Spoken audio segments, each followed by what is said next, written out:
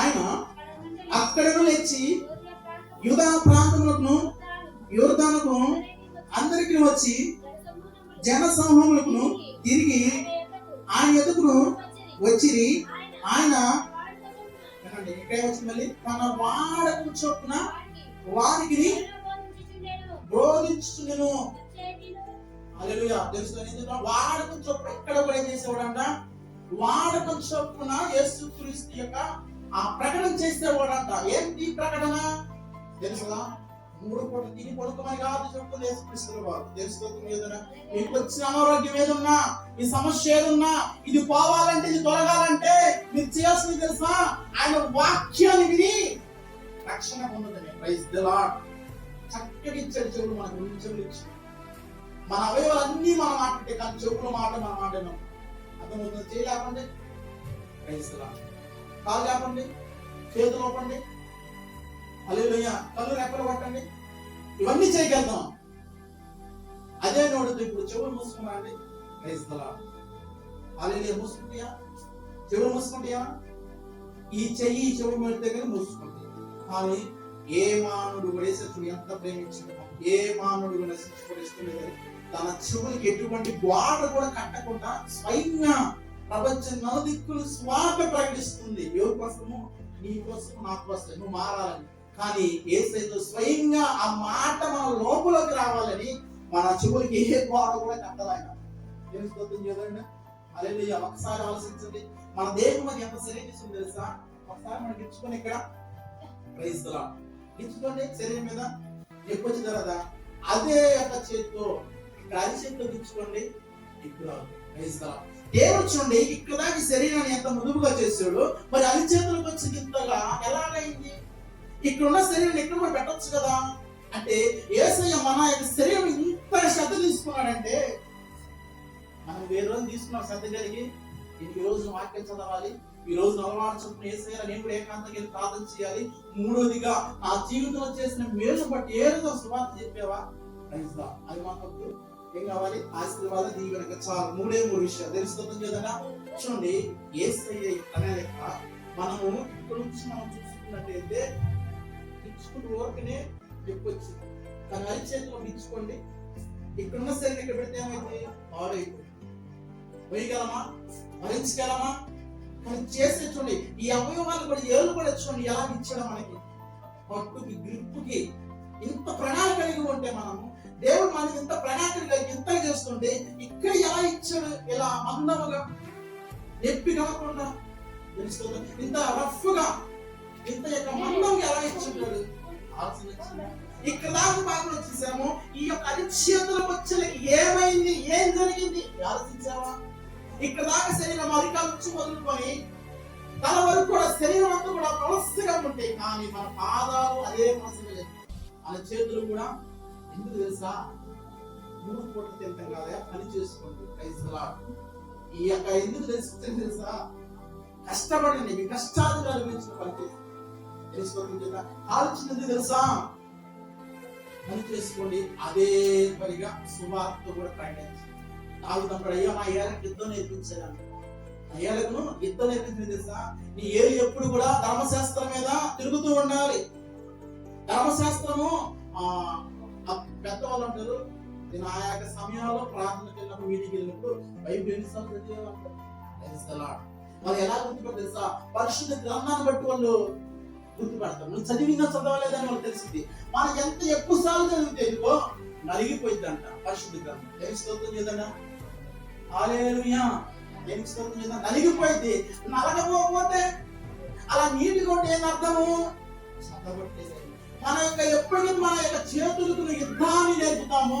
యుద్ధం విధంగా ఇలా తిప్పడమే అంటే చదవడం తిప్పమని కాదు, చదువుతూ తిప్పాలి. ఇది నా ఏళ్ళకి యుద్ధం నేర్పాను. 3వ మాటగా వాడకం చొప్పున ఆయన ప్రకటించుడు, బోధించుడు. మనము కూడా వాడకం చొప్పున మీరు సర్వలోకానికి వెళ్ళి సువార్తను ప్రకటించండి. మనము కూడా 3 అలవాటు చేసుకోవాలి. సర్వలోకానికి వెళ్ళకపోయినా పర్లేదు, కానీ నీ ఇంటి వరకు, నీ బంధువులకు, నీ స్నేహితులు, ఇతరుల వరకు నీ జీవితంలో జరిగిన మేలు కూడా చెప్పినా కూడా దేవుడు చాలా హ్యాపీ అవుతాడు, చాలా సంతోషం. పర్లేదే నన్ను బాగానే ఫాలో అవుతుంది, బాగానే ఉంటుంది, లేకపోతే ప్రార్థన చేస్తుంది, లేకపోతే వాక్యం చదువుతుంది, తర్వాత తన జీవితంలో జరిగినటువంటి కార్యాల గురించి కూడా ప్రకటిస్తుంది. తెలుస్తుంది విధంగా దేవుడు వాడకు చెప్పుకున్న 3 విషయాలు మనకి ఉదయం చెప్పాడు.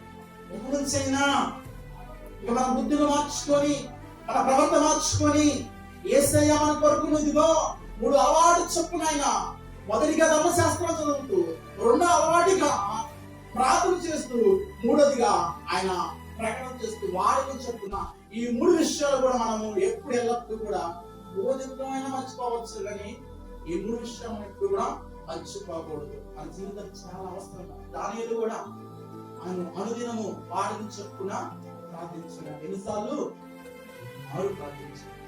మనము కూడా మారు ప్రార్థించాలి. వాడకు చెప్పున మనం ఒక టైం తీసుకున్నాం. పొద్దున్న లేచుకో, మీ పని తీసుకో, 1 గంట దేవుడికి కేటాయించు, 1 అరగంట కేటాయించు. 6 గంట ఎవరితో మాట్లాడకుండా ప్రార్థన చేయండి. నీ ప్రార్థన దేవుడికి వాక్యం చదువుతున్నావు, దూరంగా ఎవరికి డిస్టర్బ్ లేకుండా ప్రశాంతంగా నువ్వు చదివితే దేవుడు మనకి పక్కనే ఉండి నేర్పిస్తాడు. పరిశుద్ధాత్మ దేవుడు మనకు తెలియపరుస్తాడు. ఈ వాక్యం ఎలా నాకు వచ్చి వాక్యం చదవడం బోధించడం నాకు అసలు రాదు. ఎలా తెలుసా? ఎంత కష్టపడుతుంది, ఎంత ప్రార్థన చేసింది తెలుసా? ఆహారం తీసుకున్న ప్రభా ఎవరికంత ఏర్పరచుకుని ప్రజలకు ఎలా బోధించి ఎలా చెప్పాలి, ఇదిగో ఈ వాక్యం నాకు అర్థం కాబట్టి నాకు తెలియజేయడం ప్రార్థన చేస్తే, వారం రోజు నీళ్ళు ముట్టకుండా ప్రార్థన చేస్తే రోజు దేవుడు ఒక దర్శనం చూపించు. ఇదిగో కీర్తన గ్రంథము 61వ కీర్తన దాన్ని ధ్యానించాను. ప్రైజ్ ది లార్డ్, హల్లెలూయా. ఏం చెప్తుంది తెలుసా? ఇలా ఎలా చెప్పాలయ్యా, నా వల్ల కాదయ్యా, ఏడుస్తూ రోగం చేస్తాయా, నువ్వే దిక్కు ప్రభా, తెలుసుకున్నావు ఏం చేస్తావు చెయ్యి, నన్ను ఎవరు నమ్ముతారు ప్రభా, ఇక వాక్యం చదవలేకపోతుంటే ఆయన నమ్మదగిన వాడు. మన ప్రార్థన అనిపించి 61వ కీర్తన చదవాలి. దేవుడు స్వయంగా చెప్పి ఎప్పుడైతే ఆ వాక్యం చదవడం స్టార్ట్ చేశాను, ఎప్పుడైతే ఆ వాక్యాన్ని ఉదయం నింపుకొని పదే పదే ధ్యానిస్తున్నానో, తర్వాత వాక్యం చదవడం ఆలయంగా వచ్చేస్తున్నాను. తెలుసుకుంటున్న విధంగా ఎలా వచ్చింది? అవలేదంగా చెప్పవచ్చు. ఎలా వచ్చింది? దేవుడు నాకు నేర్పించాడు. దేవుడు ఆ పక్షం నుండి నేను ముందుకు నెట్టాడు. ఆ పక్షం నుండి నన్ను నడిపిస్తున్నాడు. ఇదిగో మన సమస్య ఏదైనా కావచ్చు, ఆయన పాదాల చెంది నువ్వు పెట్టగలిగితే, ఆ సమస్య నుంచి నువ్వు ప్రార్థన చేయగలిగితే విజయాన్ని చూడగలవు. ఏ రోజు ఎప్పుడైనా అనుకున్నారా నేను పాస్టర్ గారు అవుతాను, వాక్యం చెబుతాను? నేనే అనుకోరా. ఆ సాధ్యము కావచ్చింది. దేవుడు మలుచుకున్నాడు. దేవుడు తన వైపు తిప్పుకున్నాడు. ఇదిగో దావీదు పిలుచుకున్నట్టు గొర్రెల దొడ్డిలో నుంచి నీ పిలుచుకున్న దావీదు అన్నట్టు నేను కూడా లోకంలో ఉన్నప్పుడు, లోకంలో కలిసిపోయినప్పుడు నన్ను కూడా పిలుచుకుని, ఇదిగో బుద్ధి చెప్పి జ్ఞానం ఇచ్చి, ఇదిగో ఒక ప్రయోజనంగా కావాలంటే ఇదిగో నా సేవను చేయగలవా? ప్రైజ్ ది లార్డ్, హల్లెలూయా. కాబట్టి ప్రతిదానికి ఒక ప్రతిదానికి ఒక మాట, ప్రతిదానికి కూడా దేవుడు ఇస్తాడు. ఆ జీవితం ఇదిగో వాక్యం చదవలేకపోతుంది, వాక్యం రాకపోతుంది, నా నోటికి ఇదిగో అక్కడక్కడ అతిథిగా చెబుతుంటే ఎందరో ఏమన్నా తెలిసినా, ఏది నీ వాక్యం ఎలా ఉంది, ఇలా చెబుతున్నావు, ఎలా మాట్లాడుతున్నావు అని ఎన్నోసార్లు ఎందరో అన్నప్పుడు కూడా గుర్చుకొని ఎవరు చెప్పుకోలేక నా వేదనతో బాధంతో దేవుని మీద నీవే దిక్కున్నప్పుడు అప్పుడు చెప్పాడు. అవును, ఇప్పుడు చదవగలిగితే, ధ్యానించగలిగితే, అటున్న మర్మాలను గ్రహించగలిగితే వాక్యం అలాగే ఆ వాక్యం అంతా నెమరు వేసిన తర్వాత ఆ నోటి ద్వారా చేసిన పాప అడ్డగిస్తే ఏవైతే ఉన్నాయో తొలగించి దేవుడు ఇంత కాకపోయినా ఏదో కొద్దిగైనా కొంతకైనా అర్థమయ్యేలాగా మనం వాడుకోయాలి. తెలిసిన తర్వాత అవలేదంటే ఆ ఏదో అన్నీ తెలుసని అట్లా చూస్తామా?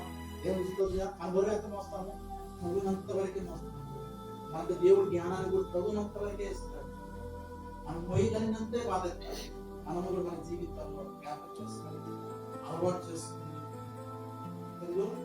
ఏమిటిది ఫోన్ అలవాటు కాదు, టీవీ అలవాటు కాదు, పుస్తకాలు అలవాటు కాదు. ఈ కొరకు కలవలసిన రక్తం నచ్చడే, ఈ కొరకు ప్రాణం పెట్టాడే, నిన్ను బ్రతికించడే, ఇక్కడ కూర్చొని ఇదిగో నీ గుండె చప్పుడు ఆడుతున్నదే, ఆ గుండె చప్పుడు పట్టేనా కూడా వాక్యంగా నచ్చింది. అలవాటు చేసుకుంది. ప్రార్థన మూడోది ఈ జీవితం జరిగినటువంటి ప్రకటించాలి. అప్పుడు దేవుడు లేదు నా కుమార్తె అబ్రహాం కుమార్తె దేవుడు మనం పిలుస్తాడు. ఒక రోజున సమాజంలో మనకి దేవుడు కలవరాలు దేవుడు అనుగ్రహించాడు. కానీ ఆ రోజు వచ్చింది 3వ సంవత్సర వర్షం లేకపోతే ఏరియా ప్రార్థించగా అన్నటువంటి మనిషి స్వభావం ప్రార్థించగా ఆమె ఎన్నో నిందోపాలైనప్పుడు కూడా దేవుని విడిచిపెట్టకుండా ప్రతి ఒక్కరు వచ్చి ఆమె ఇంటిని తాగారంటే, ప్రతి ఒక్కరు తలుపు కొట్టారంటే ఆమె ఆనందపడి ఉండేది. ఎంతగా ఆనంద పొందింది. ఆమె చెప్పుండింది కదా, అమ్మా అందరు ఊర్లో కరువు వచ్చింది, వాటిలో నీ కానీ ఎలా వచ్చింది? ఆమె సాక్షి ఎప్పుడు కదా, ఆ సాక్షి విని కొందరైనా మారుంటారు కదా. అందుకే నేను ఏమంటున్నాను, నీ జీవితంలో జరిగినటువంటి కార్యాలు చెప్పేవారిగా ఉండాలి.